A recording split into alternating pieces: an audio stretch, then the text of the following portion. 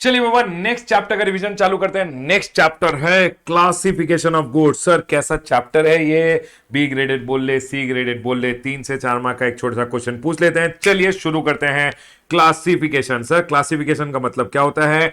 जब आप custom tariff act में जाओगे, जब आप कस्टम टैरिफ एक्ट में जाओगे तो कस्टम टैरिफ एक्ट में एक होता है फर्स्ट शेड्यूल जो आपको इंपोर्ट ड्यूटी का रेट देता है, एक होता है सेकंड शेड्यूल जो आपको एक्सपोर्ट ड्यूटी का रेट देता है। अब जब आप फर्स्ट शेड्यूल या सेकंड शेड्यूल में जाओगे तो सर फर्स्ट शेड्यूल में इतना सारा लिस्ट है, इतना सारे गुड्स हैं, तो सर मुझे समझ में नहीं आएगा कि मुझे कौन सा रेट ऑफ ड्यूटी लगेगा। तो उसी को तो हम क्लासिफिकेशन बोलते हैं कि सर जब कस्टम ड्यूटी लगाना है, कस्टम ड्यूटी को value into rate of exchange into rate of duty. अब सर ये जो कस्टम ड्यूटी है, ये कस्टम ड्यूटी हो सकता है ये अगर नॉर्मल बॉटल में जाए तो इसके ऊपर रेट ऑफ ड्यूटी कुछ अलग लगे, हो सकता है अगर ये कॉपर आइटम में जाए तो इस पे रेट ऑफ ड्यूटी अलग लगे। तो सर इसको क्लासिफाई कैसे किया जाएगा, वही समझाता है आपको क्लासिफिकेशन का चैप्टर, जो बोलता है finding out the correct HSN code. आपके गुड्स के लिए कौन सा एचएसएन कोड एप्लीकेबल है, क्योंकि अगर आपने correct HSN code find out कर लिया तो sir finding out the correct HSN code of imported और exported goods in the custom tariff act, उसे ही हम बोलते हैं क्लासिफिकेशन। ठीक है सर। अब सुनिए सर, ये जो एचएसएन कोड होता है मेरे गुड्स का, क्या क्या एचएसएन कोड होगा हमेशा याद रखिएगा। जब आप जाओगे ना कस्टम टैरिफ एक्ट में, उसमें फर्स्ट शेड्यूल आता है, उसमें सेकंड शेड्यूल आता है, और जब आप एचएसएन कोड को खोल के देखोगे तो सर उसमें 5 कॉलम बने होते हैं। पहला होता है टैरिफ आइटम, आइटम का नाम, उस आइटम टैरिफ आइटम, उसके बाद sir description of the goods, standard rate of duty, उसके बाद rate of duty for preferential areas, अगर आपने प्रेफरेंशियल कंट्री से इंपोर्ट किया है तो प्रेफरेंशियल रेट ऑफ ड्यूटी रहेगा। ठीक है सर। ऐसे 5 कॉलम बने हुए होते हैं और आपको फाइंड आउट करना है आपका करेक्ट एचएसएन, क्योंकि करेक्ट एचएसएन फाइंड आउट कर लिया तो उसके सामने आपको करेक्ट रेट ऑफ ड्यूटी मिल जाएगा। और यही बोला है एचएसएन कोड 8 डिजिट का कोड होता है। और सर ये क्या है? ये एक standardize system of name and number है for classifying traded product by the World Custom Organization. ठीक है सर। अब जब भी आपको एचएसएन कोड निकालना है तो एचएसएन कोड 8 डिजिट का कोड होता है। आप अगर कस्टम टैरिफ एक्ट में जाओगे, समझ लीजिए मैं आपको दिखाता हूं, ये है कस्टम टैरिफ एक्ट, ये है कस्टम टैरिफ एक्ट। और ये कस्टम टैरिफ एक्ट में अगर आप जाओगे तो उसमें बहुत सारे सेक्शंस बने हुए हैं, अप्रोक्सीमेटली 21 सेक्शंस उन्होंने बना रखे हैं, और हर एक सेक्शन में बहुत सारे चैप्टर्स हैं। तो अगर आप चैप्टर में जाओगे, देखिए यहां पे मैंने लिखा है, तो सर 21 सेक्शंस है, चैप्टर्स है 98 चैप्टर्स अप्रोक्सीमेटली। हर एक चैप्टर में अगर आप जाओगे तो सर आप इनको जो बोलते हो, ये चैप्टर में अगर मैं गया तो ये है चैप्टर नंबर 101। आप पहला दो डिजिट देखोगे वो चैप्टर का डिजिट होता है, उसके बाद जो 2 डिजिट होते हैं वो हेडिंग होता है, ये हेडिंग है। ठीक है सर। उसके बाद सर हेडिंग के बाद सब हेडिंग आता है। सर हेडिंग है 01, इस हेडिंग का सब हेडिंग है 21, तो सर उसके बाद का जो 2 डिजिट है वो सर सब हेडिंग है, और उसके बाद का जो 2 डिजिट है वो आइटम, टैरिफ आइटम को दिया जाता है, एंड हेंस यहां आपका 8 डिजिट बनता है। तो मैं पहला जो बोलूंगा वो सर चैप्टर का नाम होता है, फिर हेडिंग होता है, फिर सब हेडिंग होता है, और फिर टैरिफ आइटम होता है। ठीक है सर। चलिए आगे बढ़ते हैं। अब उसके बाद अगर आप देखोगे तो सर जब भी हमको क्लासिफिकेशन करना होता है तो हमें 2 चीज आनी चाहिए। आप सुन लीजिए सर, आपको 2 चीज आनी चाहिए। एक होता है एक्सप्लेनेटरी नोट, मतलब जब भी आप कस्टम टैरिफ एक्ट पढ़ना चाहो तो आपको 2 चीजें आनी चाहिए। एक होता है एक्सप्लेनेटरी नोट, और सर एक क्या होता है, एक जनरल रूल्स ऑफ इंटरप्रिटेशन होता है। तो मैं अभी आपको कस्टम टैरिफ एक्ट दिखा रहा हूं, और कस्टम टैरिफ एक्ट के फर्स्ट शेड्यूल में आपको दिखा रहा हूं, उसमें मैं आपको बोल रहा हूं कि अगर आपको क्लासिफिकेशन करना है तो आपको जनरल रूल्स ऑफ इंटरप्रिटेशन भी आना पड़ेगा, और सर सेकेंडली आपको एक्सप्लेनेटरी नोट्स भी आना पड़ेगा। अब ये जो जनरल रूल्स ऑफ इंटरप्रिटेशन है ये क्या बोल रहे हैं यहां पे? जनरल रूल्स ऑफ इंटरप्रिटेशन में एक रूल नंबर 1 आता है। रूल नंबर 1 आता है, वो बोलता है सर जब भी आपको क्लासिफिकेशन करना है ना, तो सर समझ लीजिए मैं अगर मछली लेके आया इंडिया के बाहर से, तो आप बोलोगे सर लाइव एनिमल में क्लासिफाई कर दीजिए।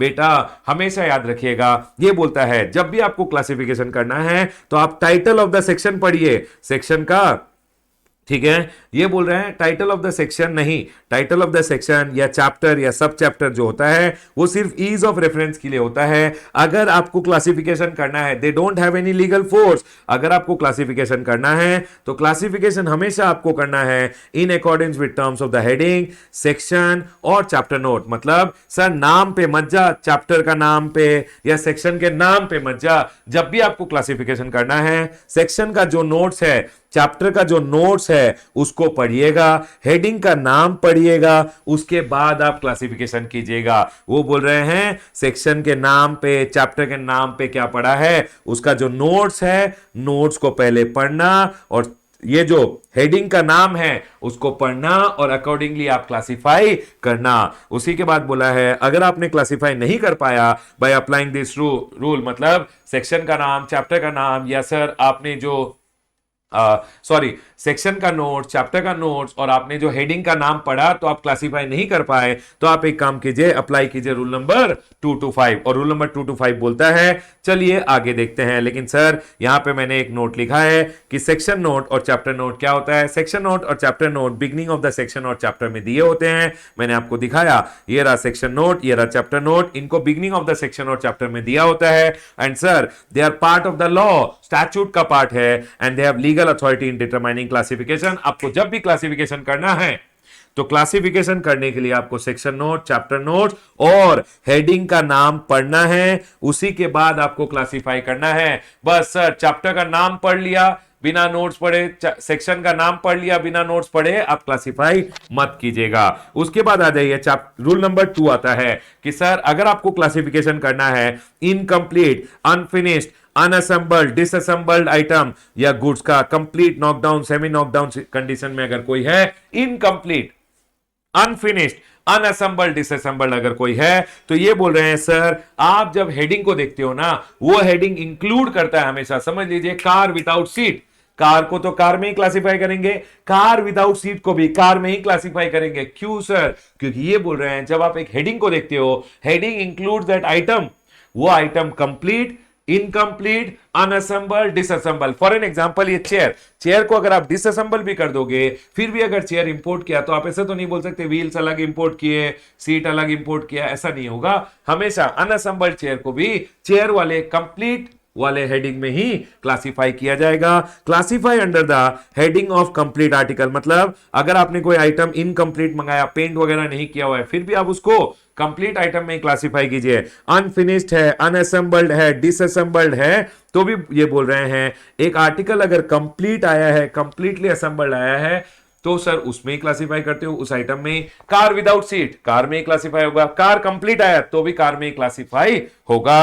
Uncomplete, unfinished, unassembled, disassembled, and if it has the characteristic of the complete article, car without seat को कार में ही क्लासिफाई करना, डिसमेंटल साइकिल आया तो साइकिल में ही क्लासिफाई करना, ये बोल रहे हैं। उसके बाद समझ लीजिए क्लासिफिकेशन ऑफ मिक्सचर और कॉम्बिनेशन ऑफ मटेरियल और सब्सटेंसेस। अगर आपने समझ लीजिए इंडिया के बाहर से कोई मिक्सचर मंगाया, गोल्ड में थोड़ा सा तांबा मिला हुआ है, तो सर उसको कहां क्लासिफाई करोगे? उसी को गोल्ड में ही क्लासिफाई करोगे। इन्होंने बोला मिक्सचर या कॉम्बिनेशन ऑफ मटेरियल और सब्सटेंस अगर आया है तो sir classify under main article, heading includes, heading include करता है वो item mixed with some other item, heading include mixture और combination of that material with other material और सब्सटेंस। इंडिया के बाहर से कॉफी आया, कॉफी में क्लासिफाई कर रहे हो, कॉफी में चिकोरी मिक्स हो गया है तो भी कॉफी में ही क्लासिफाई करना है। उसके बाद नेचुरल रबर में, नेचुरल रबर आया तो रबर में क्लासिफाई कर दो। नेचुरल रबर मिक्स्ड विद सम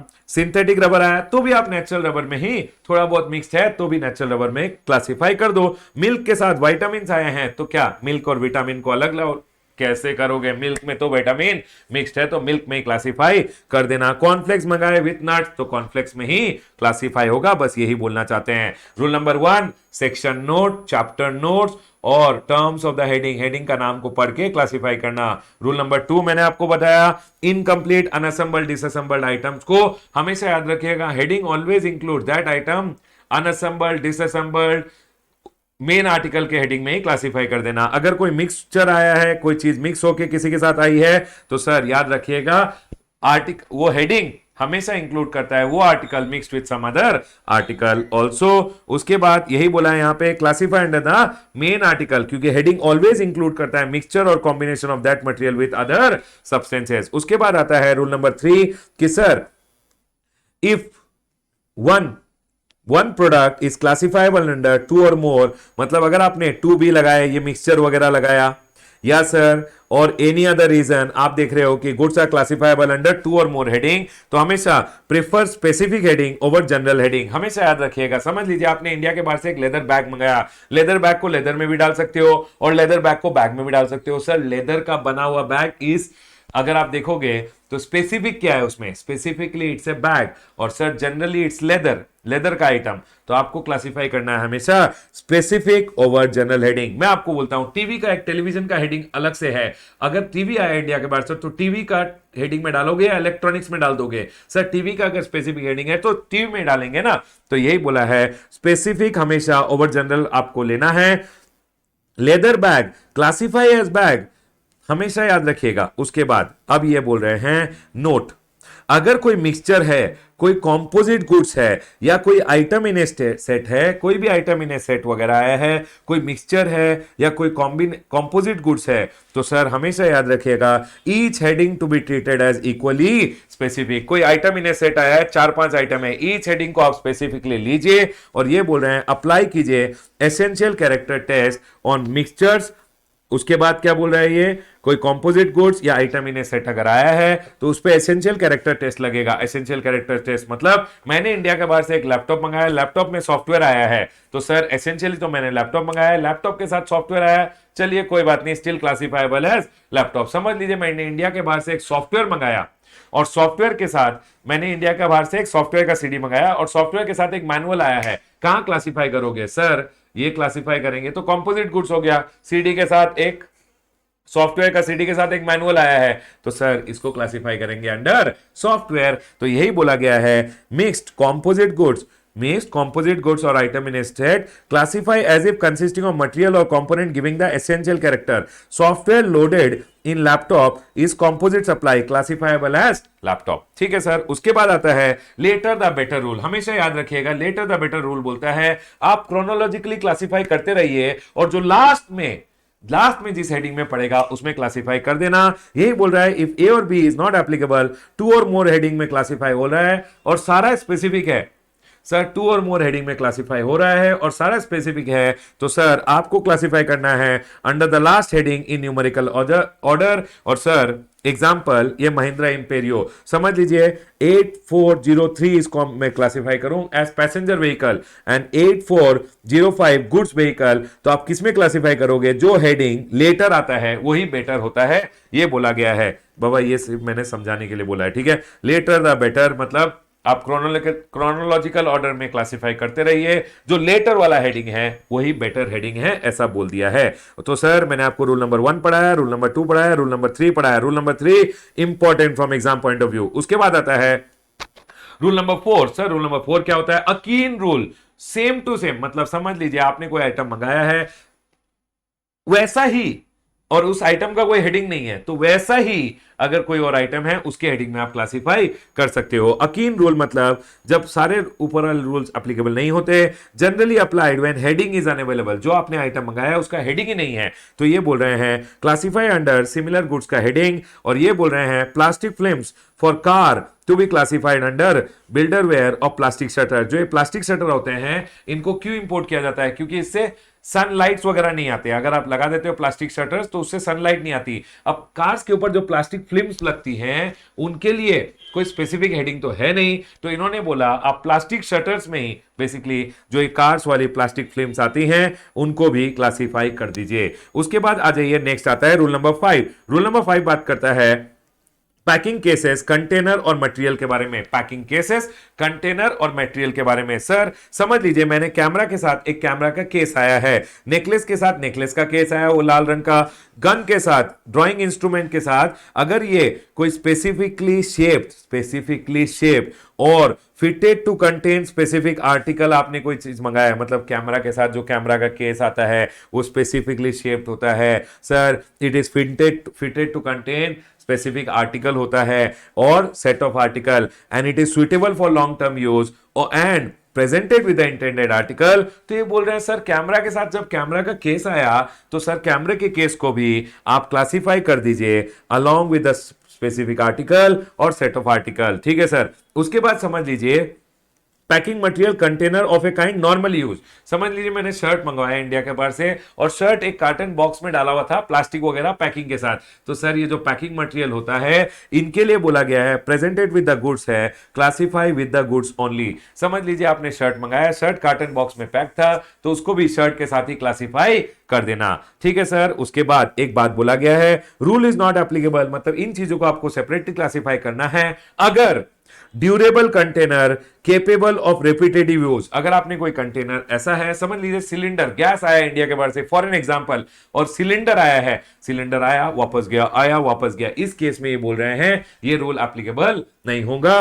जो container are capable of repetitive use and secondly container which gives whole itself an essential characteristic. समझ लीजिए आपने ज्वेलरी अगर मंगाया और ज्वेलरी के साथ वो लाल कलर का बॉक्स आया है तो सर वो तो ज्वेलरी के साथ ज्वेलरी का बॉक्स है, ज्वेलरी में ही क्लासिफाई हो जाएगा। लेकिन ज्वेलरी मंगाया गोल्ड का बॉक्स जो मंगा लिया वो डायमंड का बॉक्स, बेटा अगर container itself gives the whole its essential characteristics, तो कंटेनर का तो खुद का एक कैरेक्टरिस्टिक हो गया। सर डायमंड का कंटेनर मंगाया उसमें गोल्ड का ज्वेलरी मंगाया, gold jewellery separate, diamond container separate, ये बोलना चाहते हैं यहां पे। चलिए आगे बढ़ते हैं। उसके बाद रूल नंबर 6 आता है टोटल बकवास। ये बोलता है कि सर अगर आपको सब हेडिंग को, देखिए अभी तक तो हमने सीखा हेडिंग को कैसे क्लासिफाई करना है, किस हेडिंग में आपको डालना है। समझ लीजिए सर किस सब हेडिंग में डालो उसमें कंफ्यूजन आ गया तो ये बोल रहे हैं क्लासिफिकेशन ऑफ सब heading, apply terms of the sub heading. अगर सब हेडिंग का कोई टर्म्स वगैरह है वो पढ़िए, मतलब नाम वगैरह पढ़िए। उसके बाद सब हेडिंग का कोई नोट्स है तो वो पढ़िए। उसके बाद रूल नंबर 1 to 5 मुटाटिस मुटांडिस सब हेडिंग के लिए भी लगा दीजिए और सब हेडिंग में भी करेक्ट क्लासिफिकेशन ढूंढ लीजिए। टोटल बकवास। ठीक है। उसके बाद आ जाइए sir general rules of interpretation तो हमने पढ़ लिया। रूल नंबर 1 आपने पढ़ाया, बेटा बोल। मैंने रूल नंबर 1 क्या बोला आपको? रूल नंबर 1 मैंने आपको बोला नाम पे मत जाना, अगर क्लासिफिकेशन करना है टर्म्स ऑफ हेडिंग पढ़ना, सेक्शन का नोट, चैप्टर का नोट्स पढ़ना, फिर क्लासिफिकेशन करना। उसके बाद रूल नंबर 2 क्लासिफिकेशन अगर इनकम्प्लीट, अनफिनिश्ड, अनअसेंबल्ड, डिसअसेंबल्ड आर्टिकल का हो रहा है तो फिनिश गुड्स में ही क्लासिफाई बेसिकली कर देना। ठीक है। उसके बाद मिक्सचर अगर है, composite goods, mixture combination of material और सब्सटेंसेस अगर है तो याद रखिएगा आर्टिकल गोल्ड का ज्वेलरी इंक्लूड करता है, गोल्ड का ज्वेलरी भी, और गोल्ड का ज्वेलरी में अगर कुछ मिला हुआ भी है तो भी वो इंक्लूडेड इन द गोल्ड का ज्वेलरी ही रहेगा। रूल नंबर 3 मैंने आपको बता दिया, prefer specific over general, essential character test, उसके ऊपर later is better. Rule number 4 मैंने आपको बता दिया अकीन रूल। रूल नंबर 5 का बात आया पैकिंग मटेरियल्स के बारे में, पैकिंग केसेस, कंटेनर, मटेरियल्स वगैरह के बारे में। अब सुनिए, अब सर एक आता है मार्केट पैरेलेंस और ट्रेड पैरेलेंस थियरी। ये क्या बोलता है सर? समझ लीजिए, मुझे एक बात बताइए, ये जो मैकडोनल्ड्स में जो सॉफ्ट सर्व जो मिलता है आइसक्रीम, बेटा आप तो उसे आइसक्रीम बोलते हो, मैकडोनल्ड्स बोल रही थी कि हम उसे क्लासिफाई करेंगे डेयरी प्रोडक्ट में। तो कोर्ट ने बोला जब भी एक item, if a product is not defined in the schedule and section and chapter notes in the custom tariff act, कोई आइटम डिफाइंड नहीं है। सॉफ्ट सर्व क्या होता है? आप जब जाओगे मैकडोनल्ड में वो जो सॉफ्ट सर्व आइसक्रीम होता है ना आपके हिसाब से, तो कोर्ट बोल रहा है अगर सॉफ्ट सर्व कहीं डिफाइंड ही नहीं है कस्टम टैरिफ एक्ट में, it should be classified according to common understanding in trade by dealers और कंज्यूमर। एग्जांपल, सॉफ्ट सर्व जो मैकडोनल्ड्स में दिया जाता है वो आइसक्रीम है और वो डेयरी प्रोडक्ट नहीं है। उसके अलावा एक और एग्जांपल है डाबर दंत मंजन लाल। आपके हिसाब से क्या है? डाबर दंत मंजन लाल, कंपनी बोली कि सर ये तो आयुर्वेदिक मेडिसिन है। कोर्ट ने बोला नालायकों, बाजार में लोग बोल रहे हैं डाबर दंत मंजन लाल टूथपेस्ट है, to be classified as per the common understanding of trade and market, ये टूथपेस्ट ही होगा। आई होप ये पॉइंट क्लियर है। चलिए आगे बढ़ते हैं। उसके बाद अब सुनिए, जब भी आपको क्लासिफाई करना होता है तो आपको जनरल रूल्स आने चाहिए और सर उसके बाद एक्सप्लेनेटरी नोट्स आने चाहिए। एक्सप्लेनेटरी नोट्स में ये रहे 3 नोट। एक्सप्लेनेटरी नोट क्या बोलते हैं सुन लीजिए। जब भी आप यहां देखते हो डैश, तो ये क्या है सर? ये हेडिंग है। इसका डबल डैश क्या है सर? हेडिंग का सब हेडिंग डबल डैश होता है। इस डबल डैश के नीचे ट्रिपल डैश क्या है? उसका डबल डैश का further classification dash dash dash से होता है। तो यही बोला गया है। इन डैश का मतलब क्या होता है? Dash is the sub classification of the article covered by heading.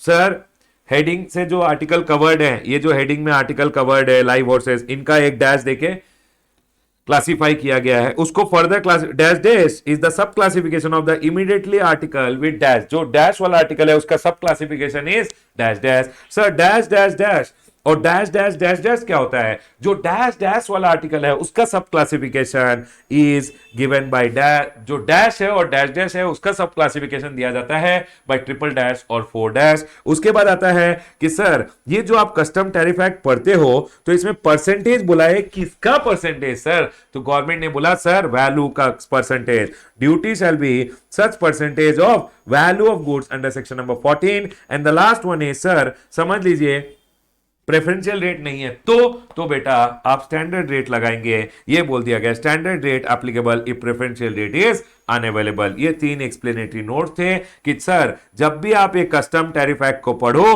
तो आपको कैसे पढ़ना है, उसमें गाइड करेगा आपको एक्सप्लेनेटरी नोट्स। उसके बाद आता है सर कि प्रोजेक्ट इंपोर्ट क्या होता है। ये प्रोजेक्ट इंपोर्ट क्या होता है सर? कस्टम टैरिफ एक्ट में हेडिंग नंबर 9801 जो एक कंसेशनल रेट का हेडिंग है कि अगर आप प्रोजेक्ट के लिए कोई इंपोर्ट्स कर रहे हो, सर इंपोर्ट कर रहे हो नए प्रोजेक्ट के लिए, ये एक्सपांशन ऑफ प्रोजेक्ट मतलब जो पुराना एग्जिस्टिंग प्रोजेक्ट है उसमें 25% या इक्वल टू 25% का इंप्रूवमेंट अगर हो रहा है तो सर वो उसे बोलते हैं expansion of project. Sir project industrial हो सकता है, इरिगेशन हो सकता है, पावर हो सकता है, माइनिंग हो सकता है, ऑयल एक्सप्लोरेशन या कोई भी project notified by the government. और अभी के लिए नोटिफाइड प्रोजेक्ट कौन सा है?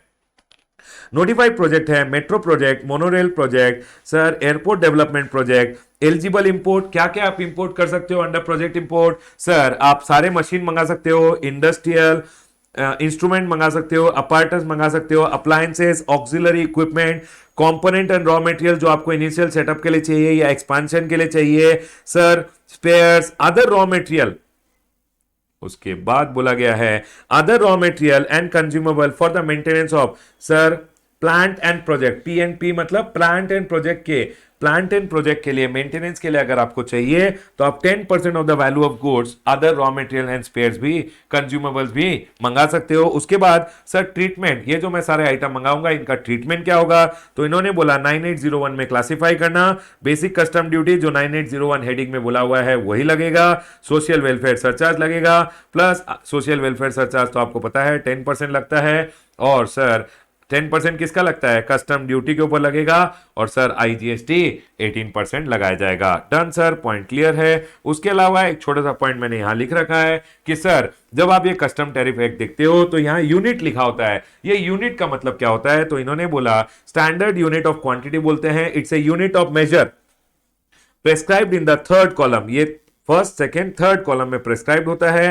And sir of the first schedule it facilitates collection, comparison, analysis of trade statistics. और यूनिट को एक अब्रीविएशन से बताया जाता है like G for grams, U for number etcetera. आप इधर देखोगे U मतलब क्या हो गया सर? U मतलब नंबर हो गया। राइट सर, पॉइंट क्लियर है। मुझे लगता है ये एग्जाम पर्पज से आप C ग्रेडेड भी बोल सकते हो। 3 से 4 मार्क का एक छोटा क्वेश्चन पूछ सकते हैं। जहां जहां मैंने क्वेश्चन मार्क डाल रखे हैं वो मुझे अच्छे एरिया लगते हैं, उनको छोड़ के कुछ भी आ सकता है। राइट एवरीवन, तो ये तीन एरिया जो मैंने बोले हैं ये तो मोस्ट इंपॉर्टेंट है। क्लोज करूंगा अपना discussion on the chapter of classification of goods.